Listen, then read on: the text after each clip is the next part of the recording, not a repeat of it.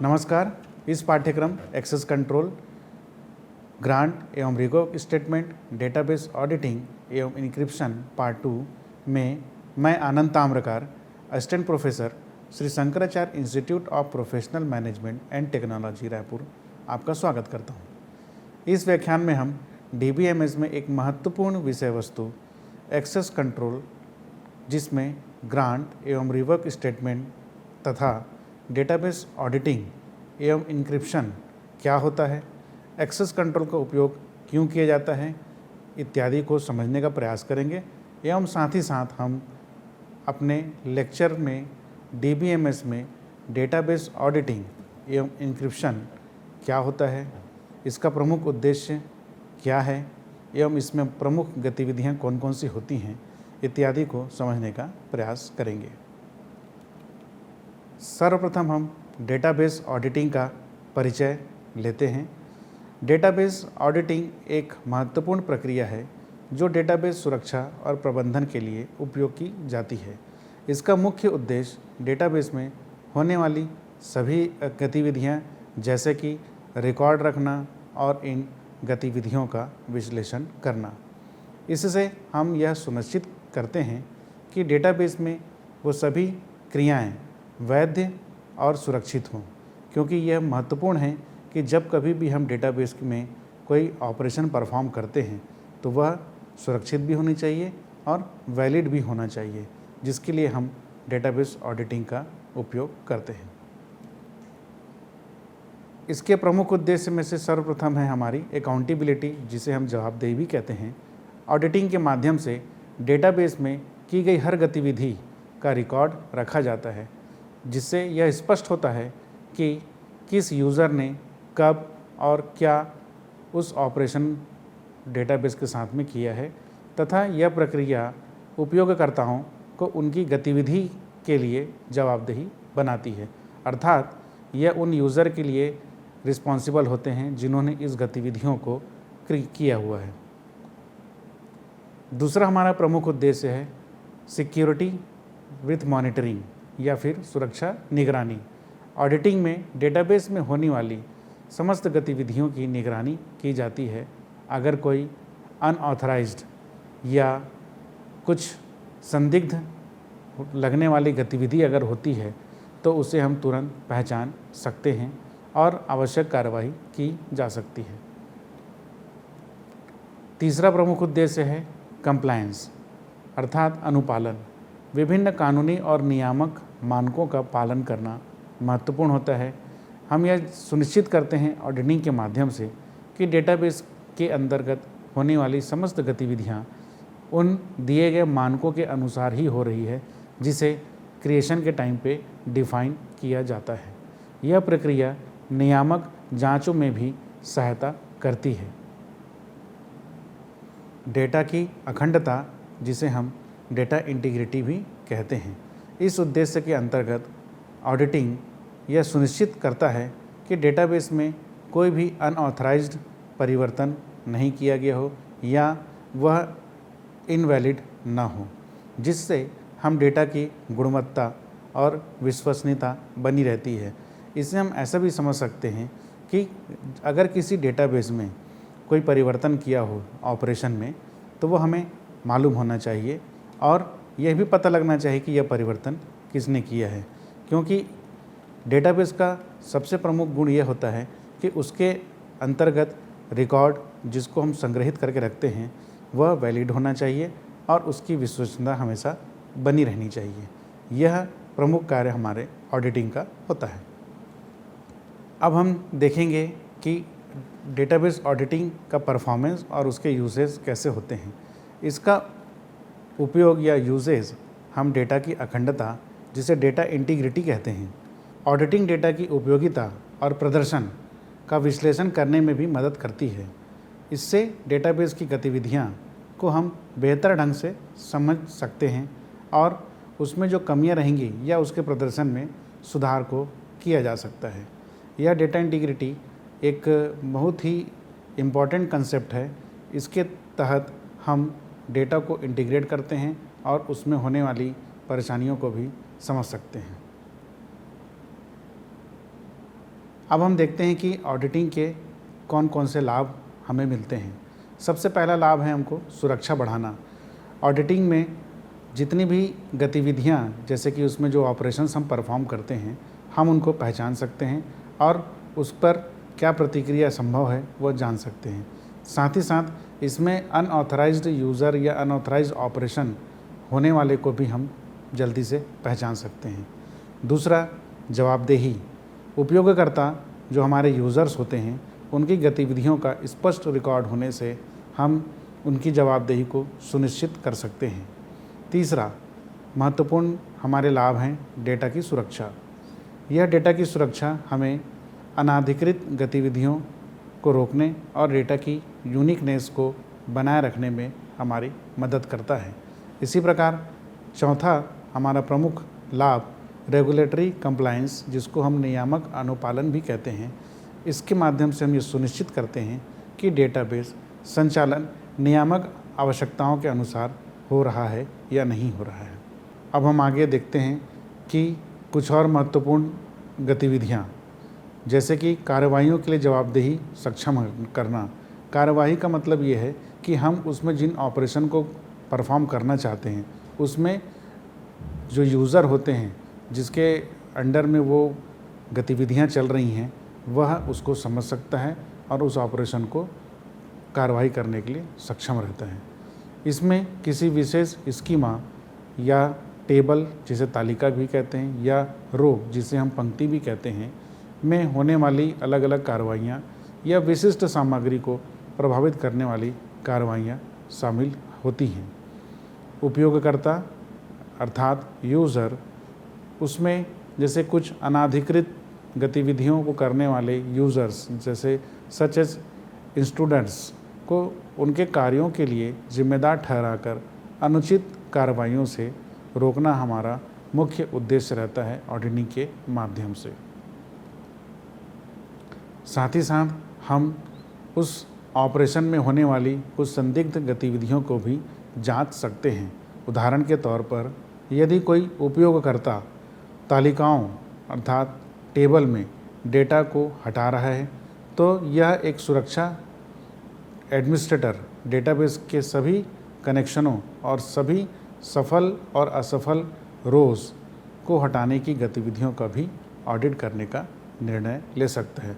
वह यह समझ सकता है या वह कार्रवाई कर सकता है कि इसमें से कौन कौन से वैलिड और इनवैलिड रोज़ को हमने हटाया है और उसको हमने ऑडिट करने के लिए निर्णय ले सकता है। इस प्रकार हम उसमें होने वाले संदिग्ध गतिविधियों की भी जांच कर सकते हैं। उसी प्रकार अनाधिकृत उपयोगकर्ता, जिसे हम अनऑथराइज्ड यूज़र कहते हैं, की कार्रवाइयों की सूचना एक ऑडिटर को दे सकते हैं कि इस पर्टिकुलर टेबल में को उपयोग करने वाले जो अनाधिकृत यूज़र्स हैं वो कौन हैं, जिसकी सूचना ऑडिटर को मिल जाती है। उसी प्रकार उपयोगकर्ता अर्थात यूज़र के पास अपेक्षित से अधिक विशेषाधिकार हैं, जिसमें उपयोगकर्ता अनुमतियों का पुनर्मूल्यांकन कर सकता है और पुनर्मूल्यांकन के पश्चात वह यह समझ सकता है कि होने वाली या की जाने वाली जो कार्रवाइयाँ हैं वो उचित है कि अनुचित, जिससे वो इसको निर्णय लेने में उसे आसानी होती है। उसी प्रकार हम विशिष्ट डेटाबेस गतिविधियों की निगरानी कर सकते हैं और एक स्पेसिफिक डेटा को एकत्र करने में योगदान ले सकते हैं। विशिष्ट डेटाबेस अर्थात कुछ स्पेसिफिक कंडीशन बेस्ड ऑपरेशंस को हम लोग इसमें देख सकते हैं। उदाहरण के तौर पर एक डेटाबेस प्रशासक या डेटाबेस एडमिनिस्ट्रेटर कुछ विशेष आंकड़े एकत्र करता है कि कौन कौन से कॉलम को अपडेट किया जा रहा है एवं कितने लॉजिकल इनपुट आउटपुट लिए जा रहे हैं, या उस पर्टिकुलर टाइम पीरियड पर या पीक टाइम पर जिसे कहते हैं कितने समवर्ती उपयोगकर्ता कनेक्ट होते हैं। इस प्रकार हम कुछ विशिष्ट डेटाबेस गतिविधियों की निगरानी करके और डेटा को एकत्र कर सकते हैं। यह प्रमुख कार्य होता है हमारे ऑडिटिंग के गतिविधियों के लिए। उसी प्रकार हम अनुमति या एक्सेस नियंत्रण के कार्यान्वयन में समस्याओं का पता लगा सकते हैं। उदाहरण के तौर पर हम ऐसे ऑडिट नीतियाँ बना सकते हैं जिससे हम ये उम्मीद कर सकें कि वे कभी ऑडिट रिकॉर्ड उत्पन्न करेगी, अथवा क्योंकि हमें यह भी ज्ञात है कि हमारे पास डेटा को सुरक्षित रखने के विभिन्न तरीके कौन से हैं। हालांकि यदि ये नीतियाँ ऑडिट रिकॉर्ड उत्पन्न करती हैं तो हमें पता चल जाएगा कि अन्य सुरक्षा नियंत्रण ठीक से लागू है अथवा नहीं। यह ऑडिटिंग के थ्रू हम जो ऑडिट नीतियाँ बनाते हैं, यह मुख्य रूप से ऑडिट रिकॉर्ड को सिक्योर और उससे मिलने वाले फ़ायदे के लिए नियंत्रण के लिए किया जाता है। कुछ विशेष प्रकार की गतिविधियाँ होती हैं, इसमें से प्रमुख दो होती हैं। पहला मानक ऑडिटिंग और दूसरा सूक्ष्म अथवा फाइन ग्रेन गतिविधियाँ। ये हमारे दो विशेष प्रकार की गतिविधियाँ होती हैं। अब हम मानक ऑडिटिंग को डिटेल में या विस्तार में देखते हैं। मानक ऑडिटिंग में हम SQL statements, privileges, schema objects और नेटवर्क गतिविधि का ऑडिट करते हैं।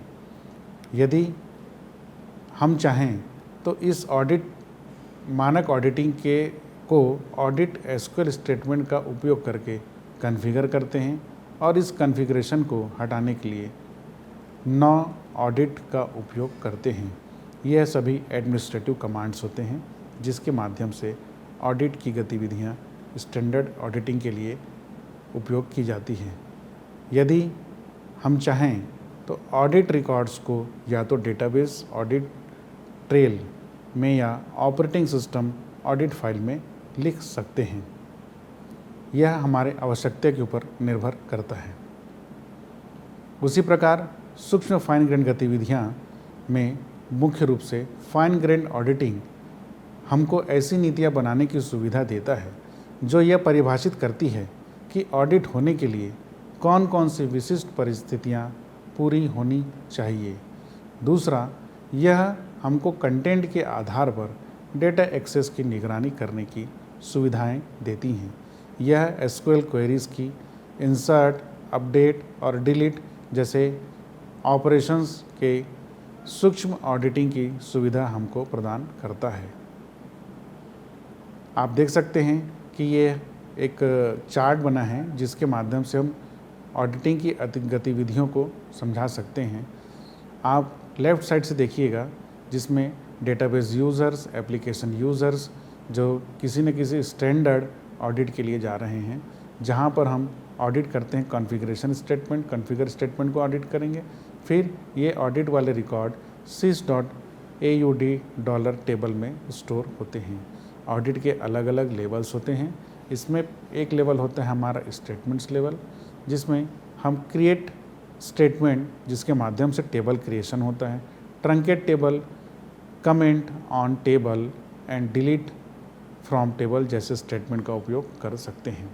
इसमें कुछ प्रिविलेजेस भी रहती हैं, जैसे क्रिएट एनी ट्रिगर स्टेटमेंट या ट्रिगर प्रिविलेजेस के माध्यम से भी हम इसको कर सकते हैं।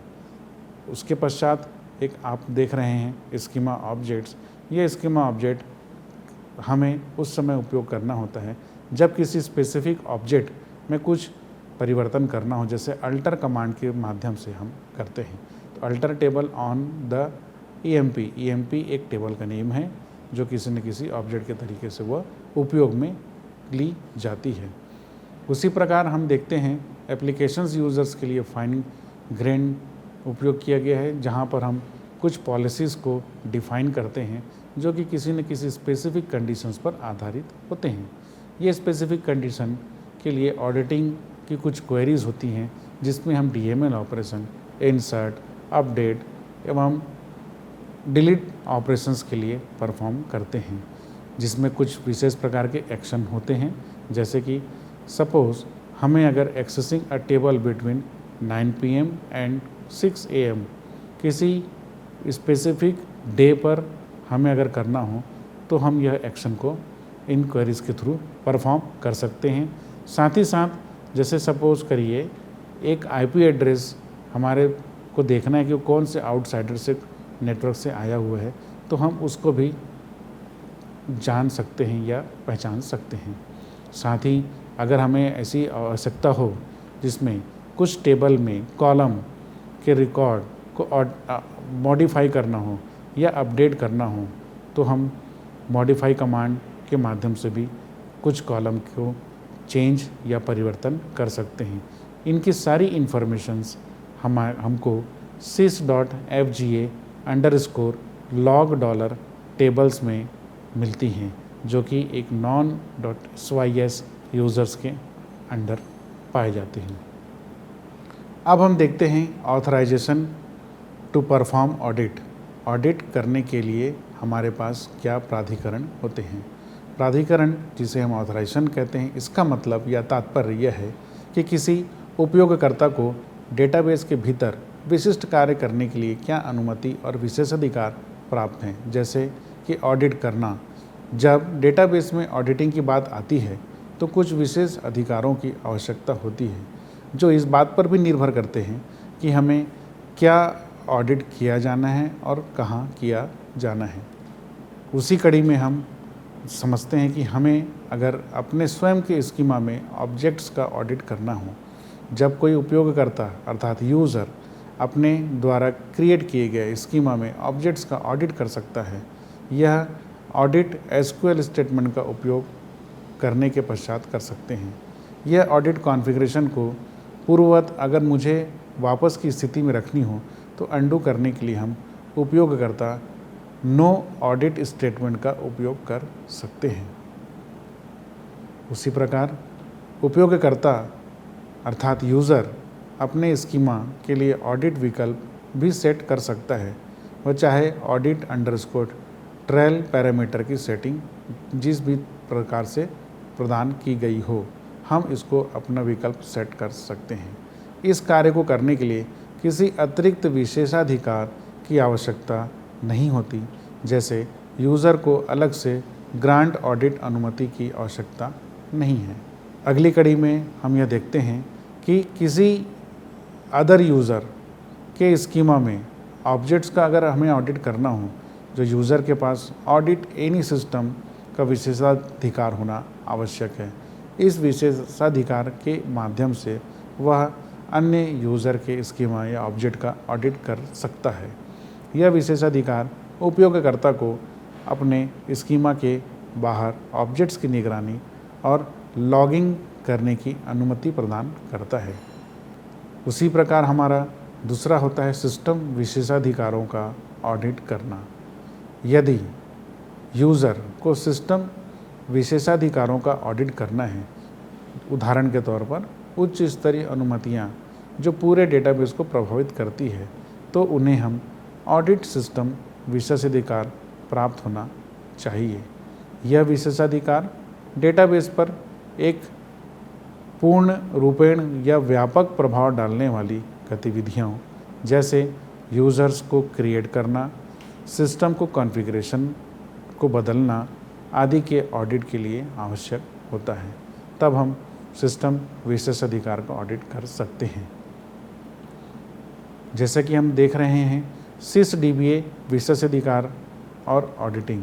SysDBA विशेषाधिकार सिस्टम डेटाबेस एडमिनिस्ट्रेटर, जो कि ओरेकल में डेटाबेस में सर्वोच्च स्तर का एक विशेषाधिकार है।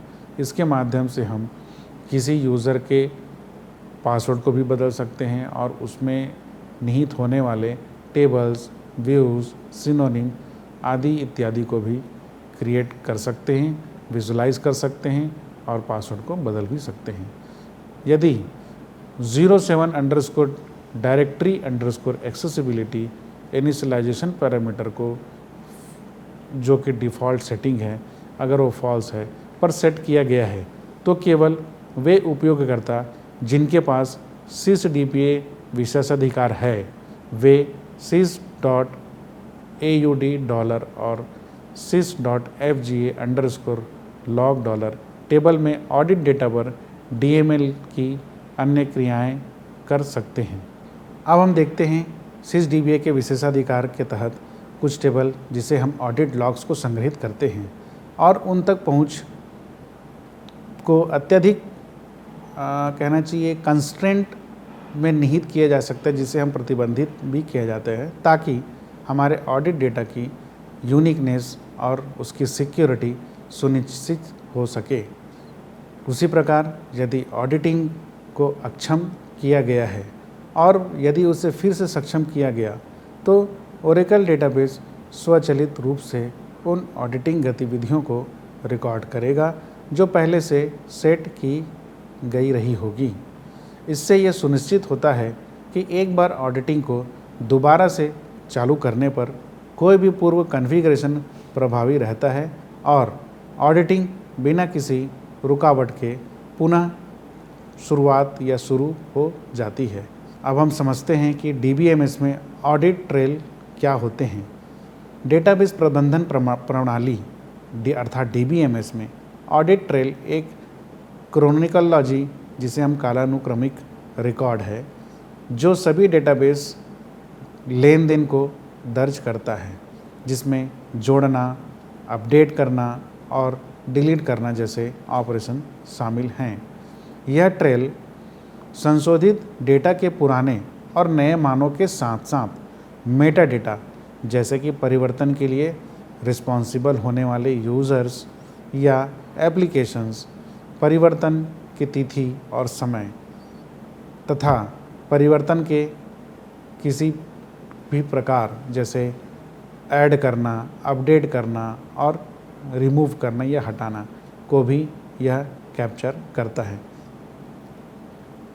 ऑडिट ट्रेल का उपयोग डेटाबेस गतिविधि को ट्रैक और मॉनिटर करने, समस्याओं की पहचान और समाधान करने में, साथ ही साथ डेटा की यूनिकनेस और उसके सिक्योरिटी को सुनिश्चित करने के लिए किया जा सकता है।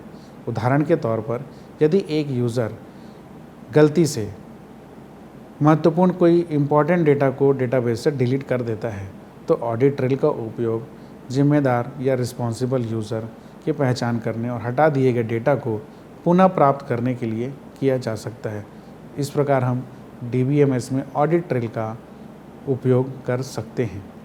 इसी तरह यदि डेटा का अवरुद्ध या अनधिकृत तरीके से संशोधित किया गया हो, तो ऑडिट ट्रेल यह पहचानने में मदद कर सकता है कि इसका कारण क्या था और इसके लिए सही कार्रवाई कर सकता है। इस स्लाइड में हम देख सकते हैं कि ऑडिट ट्रेल, जो कि पर्पस होता है किसी ऑडिट के लिए, provide a record of historical activity, अर्थात पूर्व में किए गए एक्टिविटी को ऑडिटिंग किए गए रिकॉर्ड को देखने के पर्पस के लिए, जिसमें हम ऑपरेटिंग सिस्टम फाइल्स होती हैं, कुछ होती हमारी डेटा डिक्शनरी टेबल्स होती हैं, जो कि sys.audit$ टेबल में स्टोर होता है।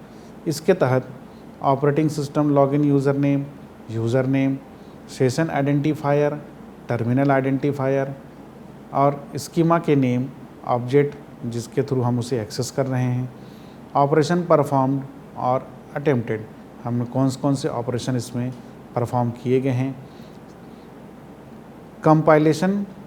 Completion code of the operation, date and time stamp. उसी प्रकार ऑपरेटिंग सिस्टम फाइल के अंतर्गत जो स्टोर्स होते हैं audit records generated by the operating system, जो कि ऑपरेटिंग सिस्टम इसे जनरेट करता है, एवं database audit trail records, database की जो ऑडिट ट्रेल के जितने भी रिकॉर्ड हैं वो स्टोर रहती हैं। Database actions that are always audited, जितने भी डेटाबेस के एक्शंस होते हैं वो ऑलवेज हमारे ऑडिट होते हैं।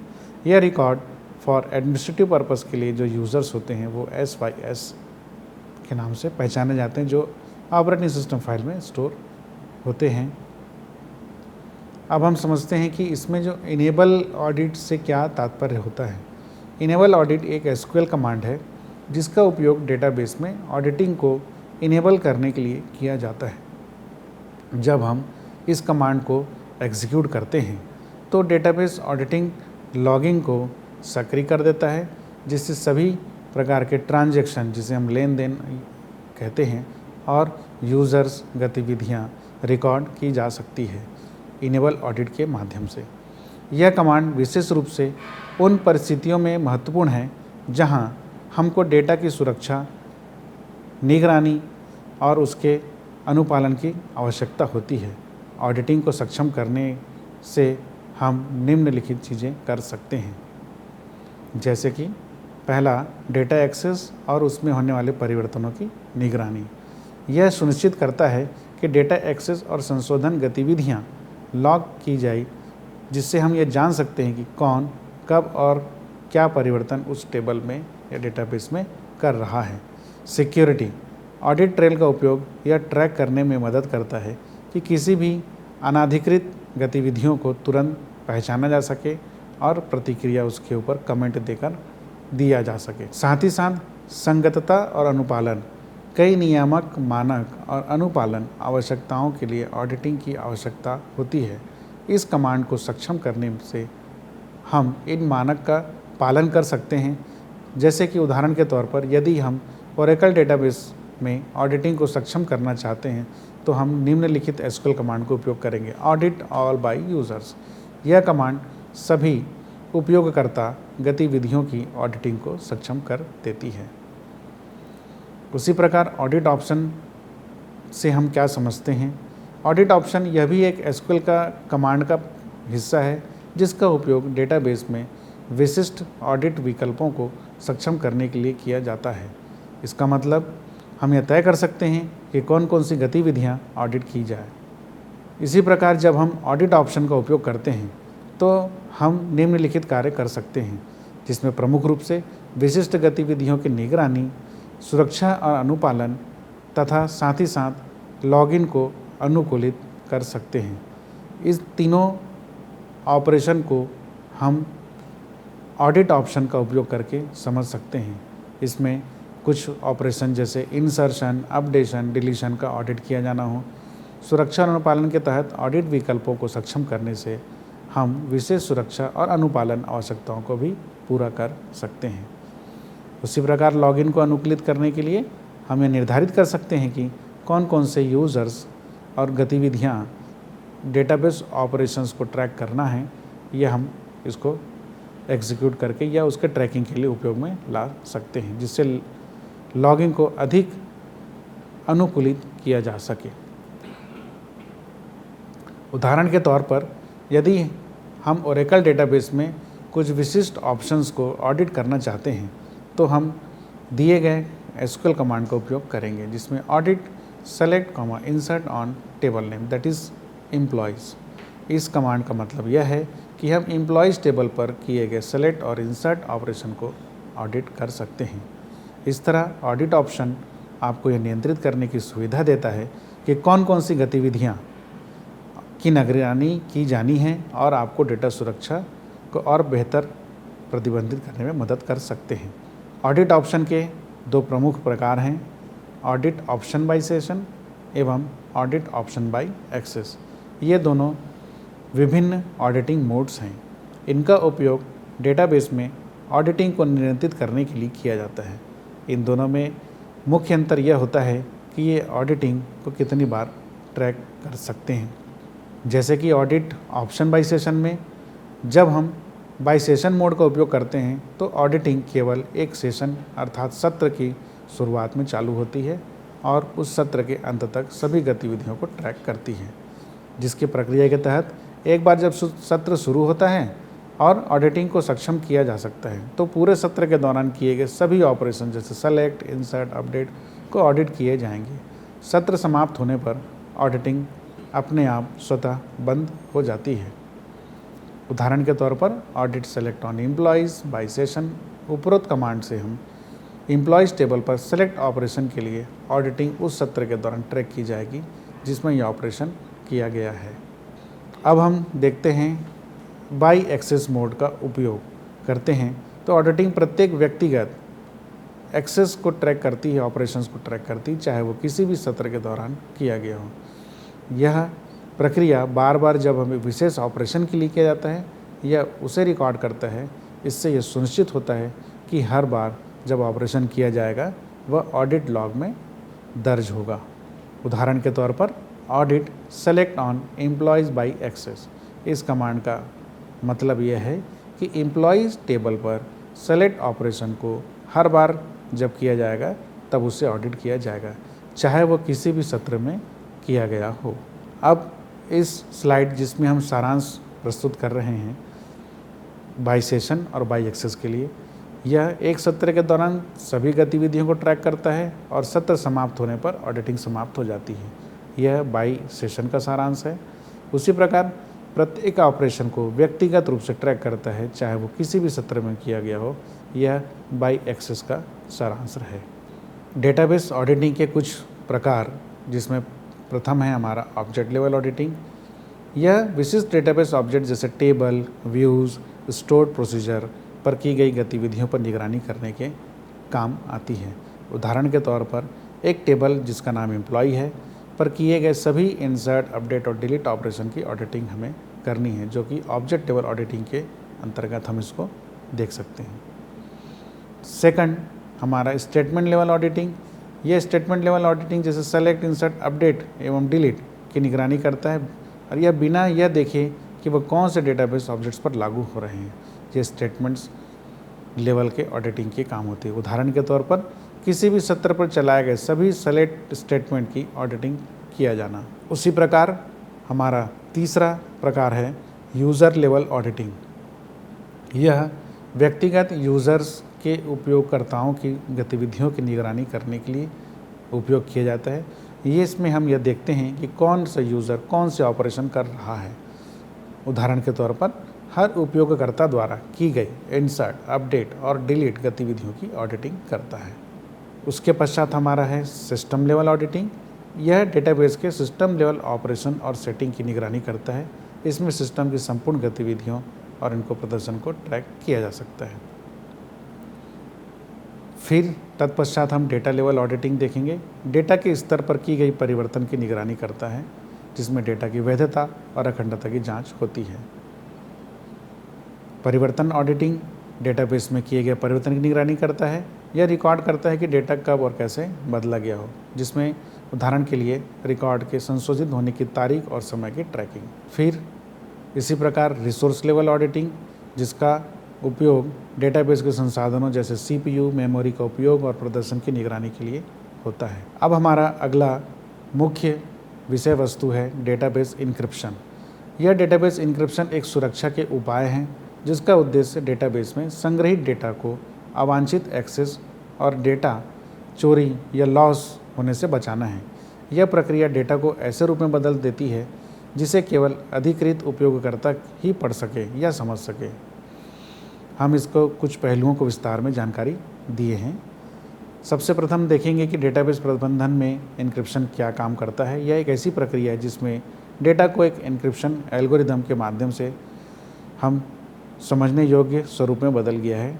यह असमझने का तात्पर्य यह है कि यह नॉर्मल यूज़र को ये समझ में नहीं आएगा कि ये इसमें उसने लिखा क्या है, जिसे हम असमझने योग्य स्वरूप में सिफर कहते हैं।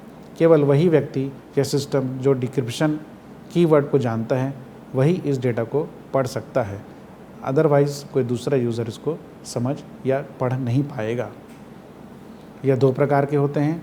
पहला ट्रांसपेरेंट डेटा इनक्रिप्शन, जिसमें हम डेटाबेस फाइलों को इनक्रिप्ट करता है। यह यूज़र को इनक्रिप्शन और डिक्रिप्शन के बारे में चिंता करने की आवश्यकता नहीं होती, क्योंकि यह प्रक्रिया स्वचालित रूप से बैकग्राउंड में चलती है। उदाहरण के तौर पर ओरेकल और एसक्यूएल सर्वर में TDE का उपयोग। दूसरा हमारा प्रकार है कॉलम लेवल इनक्रिप्शन। यह इस प्रकार के कॉलम लेवल इनक्रिप्शन में केवल विशेष कॉलमों को इनक्रिप्ट किया जाता है, जैसा कि संवेदनशील जानकारी, क्रेडिट कार्ड नंबर या व्यक्तिगत पहचान जानकारी को हम इसका उपयोग करते हैं। तीसरा हमारा प्रकार है टेबल स्पेस इनक्रिप्शन। पूरे टेबल स्पेस को इनक्रिप्ट करता है, जो कि एक या एक से अधिक तालिकाओं को संग्रहित करता है। यह डेटा को टेबल स्पेस तक इनक्रिप्ट करता है। उदाहरण के तौर पर ओरेकल में टेबल स्पेस इनक्रिप्शन का उपयोग। इसके कुछ घटक रहते हैं, जिसमें पहला है हमारा इनक्रिप्शन एल्गोरिथम, दूसरा है इनक्रिप्शन कुंजी, डेटा को जो कि इनक्रिप्ट और डिक्रिप्ट करने के लिए उपयोग की जाने वाली होती है। यह आमतौर पर एक सीक्रेट और सुरक्षित की या कुंजी होती है। इनक्रिप्शन एल्गोरिथम में डेटा को इनक्रिप्ट करने वाले उपयोग किए जाने कुछ गणितीय फार्मूले या एल्गोरिथम जैसे AES और RSA होते हैं। डिक्रिप्शन की इनक्रिप्टेड डेटा को पुनः पढ़ने योग्य रूप में बदलने के लिए उपयोग की जाने वाली होती है, जिसे हम डिक्रिप्शन की कहते हैं। इसके लाभ हमारे पास हैं। इनक्रिप्शन की डेटा सुरक्षा होती है और इससे इसकी गोपनीयता भी बनी रहती है। और कुछ कानूनी अनुपालक जैसे नियामक मानक जैसे GDPR, HIPAA डेटा इनक्रिप्शन की आवश्यकता करते हैं। इनक्रिप्शन अनुपालन में मदद करता है। अगला हमारा लाभ है डेटा इंटीग्रिटी। इनक्रिप्शन डेटा की अखंडता को बनाए रखने में मदद करता है, जिससे डेटा में बिना परमिशन के बदलाव को रोका जा सकता है। इसमें होने वाले कुछ चैलेंजेस हैं जिसका हमें सामना करना पड़ सकता है। Processing overhead. इनक्रिप्शन और डिक्रिप्शन प्रक्रिया में अतिरिक्त संसाधनों की आवश्यकता की हो सकती है, जिससे सिस्टम पर की प्रोसेस पर असर पड़ सकता है। दूसरा चैलेंज हमारा है कुंजी का प्रबंधन, जिसके तहत इनक्रिप्शन कुंजी को सुरक्षित और प्रतिबंधित बनाना हमारी चुनौतीपूर्ण रहती है। तीसरा कंपैटिबिलिटी। सभी एप्लीकेशन और सिस्टम इनक्रिप्शन के साथ पूरी तरीके से संगत नहीं होते, जिससे कुछ मामलों में समस्याएं उत्पन्न होने की संभावना रहती है। अब हम इस स्लाइड के माध्यम से सारांश बताना चाहेंगे। डेटाबेस इनक्रिप्शन डेटा की सुरक्षा और गोपनीयता सुरक्षित करने के लिए महत्वपूर्ण उपाय है। यह संवेदनशील डेटा को एन्क्रिप्टेड रूप में रखता है, जिससे उसे केवल अधिकृत उपयोगकर्ता ही पढ़ सकते हैं या समझ सकते हैं। यह विभिन्न प्रकार के एन्क्रिप्शन विधियों के माध्यम से किया जा सकता है और इसके लाभों के साथ साथ हमने कुछ चुनौतियां भी देखी जिनका ध्यान रखना आवश्यक है। लेक्चर में या कहना चाहिए हमारे अध्ययन सामग्री में हमने इनक्रिप्शन, डिक्रिप्शन क्या होते हैं, क्या उसके फ़ायदे हैं, कैसे उसको यूज़ करना है और ऑडिट ट्रेल की उपयोगिता को हमने समझा है, जाना है। मैं उम्मीद करता हूँ कि यह लेक्चर आप लोगों के लिए काफ़ी लाभदायक होगा। मैं आनंद ताम्रकार, सह प्राध्यापक Shri Shankaracharya institute of professional management technology Raipur से आपके लिए यह लेक्चर प्रस्तुत किया। आप इसे पढ़ें और समझें, जिससे आपको आपके स्किल में फ़ायदा मिलेगा। इसी आशा और उम्मीद के साथ धन्यवाद।